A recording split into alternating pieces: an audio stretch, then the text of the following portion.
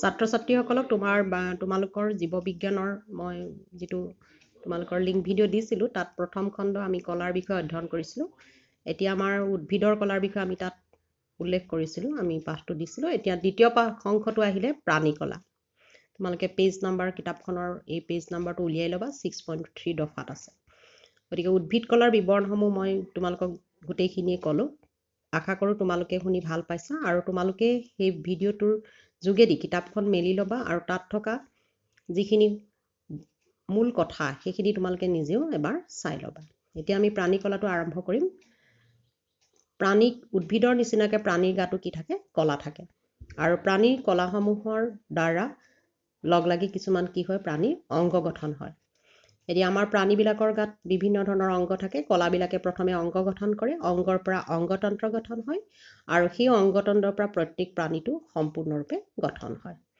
এতিয়া প্ৰাণী কৈছে ইয়াত বহুকোষী প্ৰাণীৰ দেহটো অসংখ্য কোষেৰে গঠিত আৰু তাৰ পৰা কি হয় কলা সৃষ্টি হয় আমাৰ এতিয়া সাধাৰণতে স্তন্যপায়ী প্ৰাণী মানুহৰ গাতেই বা অন্যান্য স্তন্যপায়ী প্ৰাণীৰ ক্ষেত্ৰত আমাৰ কি আছে দেহটো অংগতন্ত্ৰৰ দ্বাৰা গঠিত সেই অংগতন্ত্ৰৰ পৰা কোৰ পৰা গঠিত হয় অংগৰ পৰা গঠিত হয় আকৌ সেই অংগবোৰ কোৰ পৰা গঠিত হয় কিছুমান বিশেষ কলাৰ দ্বাৰা আৰু সেই কলাবিলাকৰ দ্বাৰা প্ৰাণীসমূহে বিভিন্ন কাম সমাধা কৰে আমাৰ গাত অসংখ্য তেনেকুৱা কলা আছে যেনে আমাৰ পেশী কলা আছে সংযোজক কলা আছে তেজ এবিধ সংযোজক কলা সেই কলাখিনিৰ দ্বাৰা আমি লৰচৰ কৰিব পাৰো উঠা বহা কৰিব পাৰো আৰু বিভিন্ন ধৰণৰ কাম সমাধা কৰিব পাৰো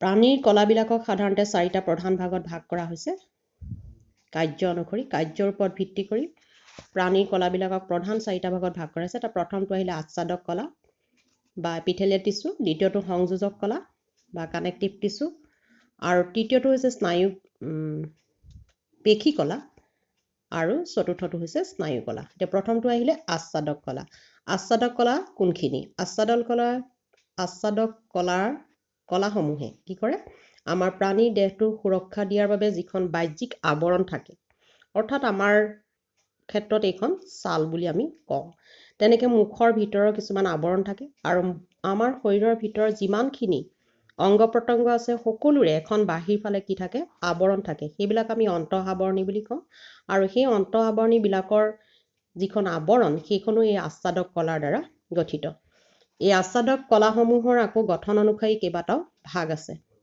তোমালোকৰ পিছৰ ছবিটোত আচ্ছাদক কলাসমূহ দেখুৱাইছে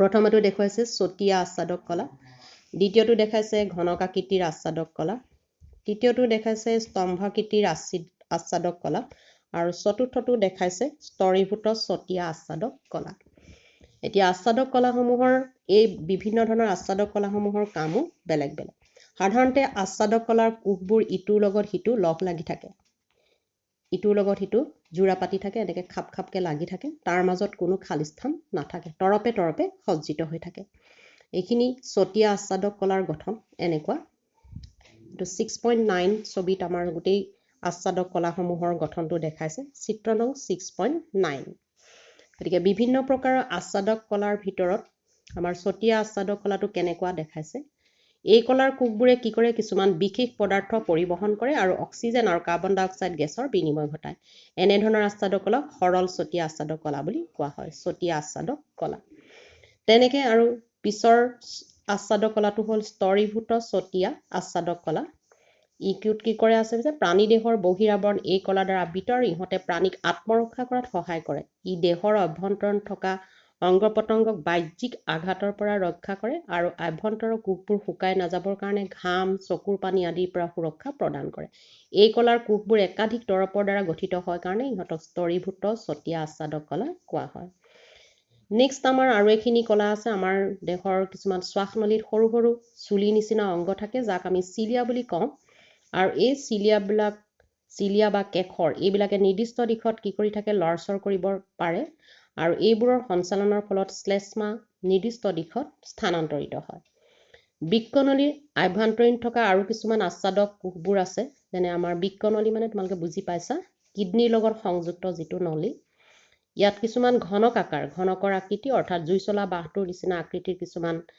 কলা থাকে যিবিলাক লালতি গ্ৰন্থিৰ কোষবোৰৰ নিচিনা খৰভুজীয় এইখিনি কলা এতৰপীয়াভাৱে সজ্জিত হৈ থাকে আৰু এইখিনি কলাক একেলগে কি বুলি কোৱা হয় গ্ৰন্থিময় আচ্ছাদক কলা বুলিও কোৱা হয় আৰু কেতিয়াবা আৰু কিছুমান এই কলাৰ মাত্ৰ আচ্ছাদক কোষ ৰূপান্তৰিত হয় বেলেগ ধৰণৰ গ্ৰন্থি কোষ আৰু কেতিয়াবা বহু আচ্ছাদক কোষ একেলগ হৈ বহুকোষী গ্ৰন্থি কলা গঠন কৰে গতিকে এইখিনি হ'ল আমাৰ প্ৰাণীৰ প্ৰথম কলা আচ্ছাদক কলা এই আচ্ছাদক কলাসমূহে আমাৰ কি কৰে প্ৰাণীৰ বহিৰ আৱৰণ আৰু ভিতৰৰ অংগ পতংগৰ যিবিলাক আৱৰণ সেই আৱৰণবিলাক গঠনত সহায় কৰে আৰু সেই আৱৰণবিলাক নিয়ন্ত্ৰিত কৰে আৰু সেই আৱৰণখনৰ দ্বাৰা আমাৰ অংগ পতংগবিলাকক কি কৰে সুৰক্ষা দিয়ে লগতে সেই আচ্ছাদক কলাৰ যিখিনি কোষ আছে ইহঁত কৈছোৱে ঘন ঘনকৈ সজ্জিত হৈ থাকে প্ৰতিটো কোষৰে গঠন তেনেকুৱা দেখিছা আৰু ইটো কোষৰ পৰা সিটো কোষৰলৈ ইহঁতৰ দ্ৰব্য অহা যোৱাটো কি কৰিব পাৰে নিয়ন্ত্ৰণ কৰে অৰ্থাৎ ইটো কোষৰ পৰা সিটোকৈ ইহঁতৰ কোষবেবিলাকৰ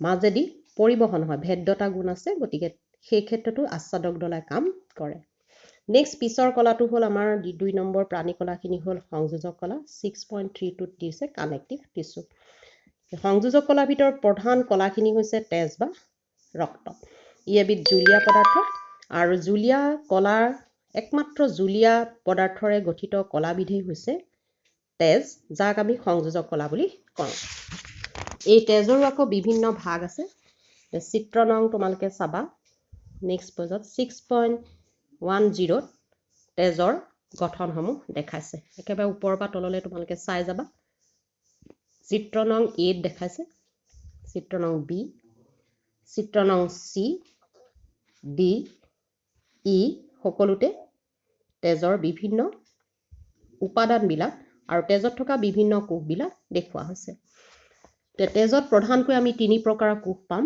এইখিনি চাবা তেজৰ অৰ্ধজলীয় আধাৰ দ্ৰব্যত আমি কি পাম প্লাজমা নামৰ এবিধ কোষ পাম প্লাজমাত আকৌ বিভিন্ন ধৰণৰ ৰক্তকোষ থাকিব তাক লোহিত ৰক্তকণিকা বুলি কয় লোহিত ৰক্তকণিকাবিলাকৰ ৰং ৰঙা ইহঁতক প্ৰটিন আৰু হিমোগ্লোবিন থাকে হিমোগ্লোবিন বিলাক আকৌ আইৰণৰ দ্বাৰা গঠিত সেইটো কাৰণে শ্বেত ৰক্তকণিকাবিলাকৰ ৰং ৰঙা হয় আৰু লোহিত ৰক্তকণিকাৰ ৰং ৰঙা হয় আৰু লগত থাকিব শ্বেত ৰক্তকণিকা হোৱাইট ব্লাড কৰ্পাছুল এইবিলাকে আমাৰ দেহটোৰ কি কৰে বেমাৰ আজাৰৰ প্ৰতি প্ৰতিৰোধ ক্ষমতাটো গঢ়ি তোলে আৰু কি থাকে অনুচক্ৰিকা থাকে সংযোজক কলাৰ আন এবিধ কলা হ'ল অস্থি বন আমি অস্থি বুলি কওঁ সদায় হাড়ৰ লগত সংযুক্ত এবিধ অংশক আমি অস্থি বুলি কওঁ হাড় নহয় অস্থি বুলি কওঁ অস্থিবোৰে আমাৰ গোটেই দেহটোৰ কি কৰে ভাৰটো বহন কৰে আৰু দেহৰ এটা আকৃতি দিয়ে এই অস্থিসমূহ আকৌ দেহৰ পেশীৰ লগতে আমাৰ সংযুক্ত হৈ থাকে অস্থিবিলাকৰ আকৌ ইডালৰ লগত সিডাল অস্থি সংযোগ কৰা আন এবিধ সংযোজক কলা থাকে তাক কোৱা হয়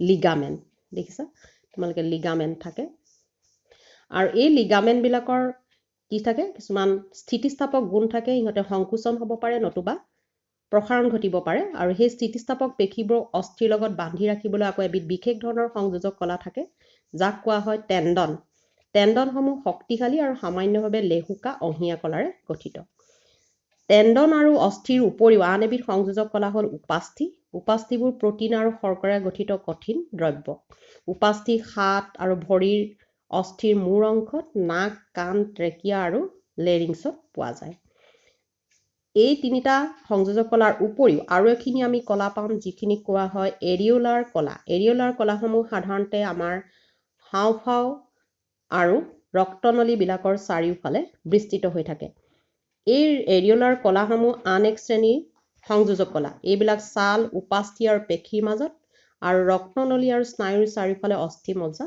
পোৱা যায় নেক্সট আৰু এবিধ সংযোজক কলা হ'ল আমাৰ দেহৰ যিখিনি চৰ্বি সেই চৰ্বিখিনি গোট খাই এখিনি কলা গঠন কৰে জমা হৈ থাকে সেইখিনিক আমি কি বুলি কওঁ মেদ কলা আৰু এই মেদ কলাবিলাকত আমাৰ কি হয় অতিৰিক্ত চৰ্বিবোৰ কোষে যিখিনি ক্ষৰণ কৰে সেইখিনি তাত জমা হৈ থাকে আৰু এইবিলাক কলাই কি কৰে দেহৰ তাপ ক্ষয় ৰোধ কৰে আৰু তাপ অন্তৰকৰ কাম কৰে অন্তৰক মানে আমাৰ যিটো বস্তু চুলে কাৰেণ্ট প্ৰবাহ নহয় আমি তাক অন্তৰক বুলি কওঁ ইনসুলেটৰ বুলি কওঁ এইখিনি হ'ল প্ৰাণীৰ সংযোজক কলা ছবিটো ভালকে চাই লবা লগতে যিখিনি বৰ্ণনা দিছে সেইখিনি তোমালোকে নিজে পঢ়ি যাবা নেক্সট আহিলে 3 নম্বৰ কলাখিনি হ'ল পেশী কলা আমাৰ শৰীৰটো কৈছে পেশীৰ দ্বাৰা গঠিত পেশী থকাৰ কাৰণে আমি লৰচৰ কৰিব পাৰো হাতখন সংকোচন কৰিব পাৰো মেলি দিব পাৰো চপাব পাৰোঁ, বিভিন্ন ধৰণৰ ব্যায়াম কৰিব পাৰোঁ, ভৰিটো আমি তেনেকৈ লৰচৰ কৰিব পাৰোঁ বা আমাৰ গোটেই অংগ পতংগ বা আমি সঞ্চালন কৰিব পাৰোঁ ডিউ টু প্ৰেজেন্স অফ পেশীকলা। পেশীকলাসমূহ কিছুমান দীঘলীয়া কোষেৰে গঠিত বুলি কৈছে। আৰু চিত্ৰ নং 6.11ত পেশীকলাসমূহ বিভিন্ন ধৰণৰ পেশীকলাসমূহ দেখুওৱা হৈছে। গতিকে পেশীকলাসমূহৰ দুটা ভাগ আছে প্ৰধান। এইখিনি ঐচ্ছিক পেশীকলা বুলি কোৱা হয় আৰু আনখিনিক কোৱা হয় অনৈচ্ছিক পেশীকলা। এতিয়া কোনখিনি ঐচ্ছিক পেশীকলা আৰু অনৈচ্ছিক পেশীকলা সেইখিনি তোমালোকে মন কৰিবা, চিত্ৰটো চালে ধৰিব পাৰিবা। ইয়াত কোৱা হৈছে ঐচ্ছিক পেশীকলা কোনখিনি। আমাৰ পেশীকলাখিনি লগ লাগি গোটেই আমাৰ কংকাল তন্ত্ৰটো গঠন কৰে আৰু তাত দেখা যায় যে কিছুমান পেশীত কিছুমান অনুপ্ৰস্থ স্বচ্ছ আৰু অস্বচ্ছ পথালি ৰেখা থাকে। অস্বচ্ছ ৰেখাবোৰ ডাৰ্ক বেণ্ড আৰু স্বচ্ছ ৰেখাবোৰক লাইট বেণ্ড বুলি কোৱা হয়। সেইকাৰণে এই পেশীবিলাকক ৰৈখিক পেশীৰ নাম দিয়া হৈছে। আৰু এই ৰৈখিক পেশীবোৰ দেখিবলৈ কেনেকুৱা দীঘলীয়া, ইয়াৰ কোষবিলাক চুঙাকৃতি আৰু শাখাবিহীন। কোষবিলাক বহু কোষকেন্দ্ৰ যুক্ত। নেক্সট আমাৰ পাচন নলীত খাদ্যৰ গতি হয়। আমি খাদ্য খালে মুখেৰে খোৱা খাদ্যখিনি পাচন নলীয়েদি পৰিবহণ হয়। ৰক্তনলিকাৰ সংকোচন, আমাৰ তেজৰ যিখিনি পৰিবহণৰ লগত জড়িত নলিকা সেইখিনি ৰক্তনলিকা সংকোচন আৰু প্ৰসাৰণ আদিৰ কাৰণে কিছুমান এইখিনি আমাৰ অনৈচ্ছিক চলন। আমি ইচ্ছামতে এইখিনি চলন ঘটাব নোৱাৰোঁ। যেনেকৈ আমি হাত ভৰি লৰচৰ কৰিব পাৰোঁ, এই চলনটো আমি কৰিব নোৱাৰোঁ। এই চলনখিনি কৰিবৰ কাৰণে আন এবিধ বিশেষ ধৰণৰ পেশীকলা আছে যিখিনি কোৱা হয় অনৈচ্ছিক পেশী। আৰু এই অনৈচ্ছিক পেশীবিলাকৰ ইহঁতৰ কোষবিলাক দীঘলীয়া কৈছে মাকু সদৃশ। একোটা কোষত এটা মাত্ৰ কোষকেন্দ্ৰ পোৱা যায় আৰু কেতিয়াবা এনেধৰণৰ পেশীসমূহক কি বুলি কোৱা হয় অৰক্ষিত পেশী বুলিও কোৱা হয়। এতিয়া অৰক্ষিত পেশীসমূহক চকুৰ আইৰিছ, জৰায়ু, হাওঁফাওৰ, ব্ৰংকাই আদিত এই পেশীসমূহ পোৱা যায়।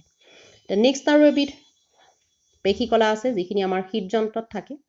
প্ৰাণীৰ হৃদযন্ত্ৰটো আমি অনবৰতে সংকোচন আৰু প্ৰসাৰণ হৈ ঘটে। আমি সকলোৱে জানো আমাৰ হৃদযন্ত্ৰটো কি হয় সংকোচন আৰু প্ৰসাৰণ হৈ ঘটে। আমাৰ সেইকাৰণে হৃদযন্ত্ৰটোৰ এটা অনবৰতে কি থাকে আমাৰ হৃদযন্ত্ৰৰ কম্পন হৈ থাকে। এই কম্পনটো হ'বৰ কাৰণে ইহঁত বিশেষ ধৰণৰ পেশীকলাৰ দ্বাৰা গঠিত হয়। এই পেশীসমূহ হৈছে হৃদপেশী, কাৰ্ডিয়াক মাছল। ইয়াৰ তন্তুবোৰ শাখা বিশিষ্ট, চুঙাকৃতি আৰু একক কোষকেন্দ্ৰযুক্ত। হৃদপেশীবোৰ এক প্ৰকাৰ অনৈচ্ছিক পেশী। গতিকে এইখিনি হ'ল পেশীকলা আৰু ইয়াৰ প্ৰধানতঃ দুটা ভাগ, ঐচ্ছিক পেশী আৰু অনৈচ্ছিক পেশী। ঐচ্ছিক পেশীবিলাক ৰৈখিক পেশী বুলিও কোৱা হয়, অনৈচ্ছিক পেশীবিলাকক অৰৈখিক পেশী বুলিও কোৱা হয়। আৰু একেবাৰে শেষৰ প্ৰাণীৰ একেবাৰে শেষৰ কলাখিনি হ'ল স্নায়ুকলা। স্নায়ুকলা আমাৰ সকলো প্ৰাণীৰ জীৱিত কোষতে কি আছে সংবেদন আছে। আমি কাটিলে দুখ পাওঁ, মূৰত ক'ৰবাত দুখ পালে আমি মূৰ্ছা যাওঁ, আমি যিকোনো অনুভৱ কৰিব পাৰোঁ। আমাৰ দুখ পালে অনুভৱ কৰিব পাৰোঁ, তিতা লাগিলে অনুভৱ কৰিব পাৰোঁ, মিঠা লাগিলে অনুভৱ কৰিব পাৰোঁ। এই সকলোবিলাকৰ মনতে হ'ল স্নায়ুকলা। প্ৰাণীৰ এই স্নায়ুকলাখিনি দুটা মাত্ৰ প্ৰধান অংশৰ দ্বাৰা গঠিত। তাৰ এটা অংশ হ'ল স্নায়ুকোষ বা আমি যাক নিউৰন বুলি কওঁ, আৰু আন কলাবিলাকক একেলগে কোৱা এই নিউৰন লগ লাগি সৃষ্টি হোৱা কলাখিনিক একেলগে স্নায়ুকলা বুলি কোৱা হয়। এতিয়া প্ৰাণীৰ মস্তিষ্ক অৰ্থাৎ ব্ৰেইন, স্নায়ুৰজ্জু আদি এইবিলাক কলাৰে গঠিত। এই নিউৰন বা স্নায়ুকোষটোৱে হৈছে আমাৰ প্ৰাণীদেহত থকা আটাইতকৈ ডাঙৰ কোষ। এই নিউৰন বা স্নায়ুকোষটোৰ দুটা অংশ থাকে। এটা অংশ কোৱা হয় কোষদেশ বা চেল বডি আৰু আনটোক কোৱা হয় স্নায়ু প্ৰবন্ধ। এতিয়া কোষদেশত থকা যিটো কোষকেন্দ্ৰ তাৰ বাহিৰেও আৰু কোষপৰশত উপঙি এডাল দীঘল নলী সদৃশ চাইটোপ্লাজমেৰে স্নায়ু শাখা ওলায়, স্নায়ু প্ৰবৰ্ধক ওলায়, যাক কোৱা হয় এক্সান।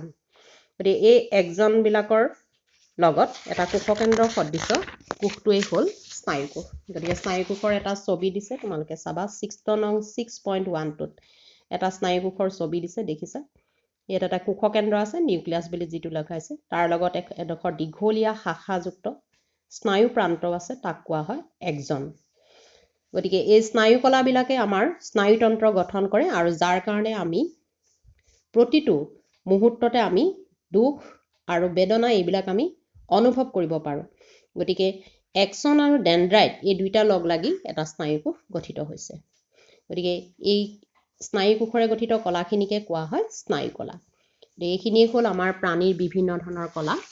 গতিকে আমি প্ৰাণীৰ প্ৰধানকৈ 4 প্ৰকাৰৰ কলা পাম। তাৰে প্ৰথমটো হ'ল আচ্ছাদক কলা। আচ্ছাদক কলা ক'ত থাকে আৰু কি কাৰ্য কৰে সকলোখিনি মই কৈছোঁ। তাৰ পিছতে আহিলে সংযোজক কলা, সংযোজক কলা হ'ল তেজখিনি আমাৰ প্ৰধানত সংযোজক কলা, তাৰ লগত উপাস্থি, অস্থি, টেণ্ডন, লিগামেণ্ট এইখিনিও সংযোজক কলাৰ অন্তৰ্গত। তাৰপিছতে আহিলে পেশী কলা। পেশী কলাবিলাকে আমাৰ গোটেই আমাৰ কি কয় বডিটো আমাৰ মানে দেহটো চলনত সহায় কৰে আৰু আমি সংকোচন প্ৰসাৰণ ঘটাব পাৰোঁ, সেইখিনি কোৱা হয় পেশী কলা। গতিকে পেশী কলাবিলাকৰ আকৌ দুটা ভাগ থাকে, ঐচ্ছিক পেশী কলা আৰু অনৈচ্ছিক পেশী কলা। আৰু লগতে কি থাকে, ঐচ্ছিকখিনিক আমি ৰেখিত পেশী কলা বুলি কওঁ আৰু আনখিনিক কি বুলি কোৱা হয় অৰৈখিক পেশী কলা। লগতে আৰু কি থাকে পেশী কলাত এটা আৰু উল্লেখযোগ্য কলা থাকে যাক আমি শীত পেশী বুলি কওঁ। আৰু শীত পেশী ক'ত থাকে, আমাৰ হৃদযন্ত্ৰৰ বেৰবিলাকত এই পেশী কলাটো থাকে। গতিকে হৃদযন্ত্ৰৰ আমাৰ যিটো সংকোচনৰ প্ৰসাৰণ ঘটে, আমি অনবৰতে উশাহ লওঁতে হৃদযন্ত্ৰ এবাৰ সংকোচন হয় এবাৰ প্ৰসাৰণ ঘটে, সেইটোক কোৱা হয়, সেইখিনি জড়িত কলাখিনি হ'ল শীত কলা। গতিকে শীত কলাও এবিধ উল্লেখযোগ্য পেশী কলা। নেক্সট হ'ল স্নায়ু কলা। স্নায়ু কলাৰ কথা কৈছে, স্নায়ু কোষেৰে গঠিত সকলোখিনি কলাকে কি কোৱা হয়, স্নায়ু কলা কোৱা হয়। স্নায়ু কলাবিলাকে আমাক কি কৰে, অনুভূতি, উদ্দীপনা ইত্যাদিবিলাক আমাক খবৰ দেহটোৰ ভিতৰত মগজুৰ পৰা ইটোৰ প্ৰতিটো স্থানলৈকে কঢ়িয়াই লৈ যায়। গতিকে এইখিনি হ'ল মূলতঃ আমাৰ প্ৰাণী কলা। গতিকে তোমালোকে মই দুইখিনি কলাৰ বিষয়ে ক'লোঁ, তোমালোকে প্ৰত্যেকেই শুনিছানে নাই মই নাজানো, শুনিলে ভাল পাম। আশা কৰোঁ তোমালোক মোৰ এই যিখিনি মই পাঠ দিলোঁ তাৰ পৰা উপকৃত হ'বা। আৰু তোমালোকে ইয়াৰ পাঠটো শেষ কৰাৰ লগে লগে সম্পূৰ্ণৰূপে তোমালোকে পাঠটো দুবাৰ তিনিবাৰ পঢ়ি ল'বা। তাৰ পাছত অনুশীলনীত থকা মই যিকেইটা প্ৰশ্নৰ টিক মাৰ্ক কৰি গৈছোঁ, কুৱেশ্যন নম্বৰ 1, 2, কুৱেশ্যন নম্বৰ 5, 6, 7, 8, 9 আৰু 13 আৰু একেবাৰে শেষৰ কুৱেশ্যনটো 15, এইখিনি প্ৰশ্ন উত্তৰ তোমালোকে লিখি থবা। যেতিয়া বিদ্যালয় খুলিব তেতিয়া আমি এইখিনি চেক কৰি দিম, মই চেক কৰি দিম বা আমাৰ তোমালোকৰ বিজ্ঞানৰ ছাৰ বাইদেউসকলে চেক কৰি দিব। লগতে এই লেচনটোৰ ওপৰত পাঠটোৰ ওপৰত যিখিনি সৰু সৰু প্ৰশ্ন ওলাব, মই সেইখিনি তোমালোকক উত্তৰৰ সৈতে লিখি ফটো দি দিম, তোমালোকে নোট কৰি ল'বা। আৰু এটা কথা তোমালোকে মনত ৰাখিবা, তোমালোকে এনেকেই পঢ়ি যাব লাগিব। তোমালোকে যদি মোৰ পৰা কিবা আৰু জানিব বিচাৰা তেতিয়াহ'লে মোৰ ফোন নাম্বাৰটো নোট কৰি ল'বা, 9706349607। আকৌ এবাৰ কৈছোঁ 9706349607। তোমালোকে এইটো মোৰ হোৱাটছএপ নম্বৰো পাবা আৰু ফোন কৰিও তোমালোকে জানিব পাৰিবা। তোমালোকলৈ মোৰ বহুত শুভেচ্ছা থাকিলে আৰু তোমালোকলৈ আশা কৰিছোঁ তোমালোকে মোৰ পাঠটোৰ পৰা কিছু পৰিমাণে হ'লেও উপকৃত হ'বা। আৰু এনেধৰণৰ পাঠ যদি তোমালোকে অন্যান্য মাধ্যমৰ পৰাও যদি পোৱা, তোমালোকে সেইখিনিও গ্ৰহণ কৰিবা আৰু শেষত তোমালোকৰ মতামত জনাবা। তোমালোকে কি পাইছা তাৰ এটা মতামত দিবা। আজিলৈ ইমানতে সামৰোঁ। পিছৰ ক্লাছত আমি আকৌ পিছৰ লেচনলৈ আগবাঢ়ি যাম। ধন্যবাদ।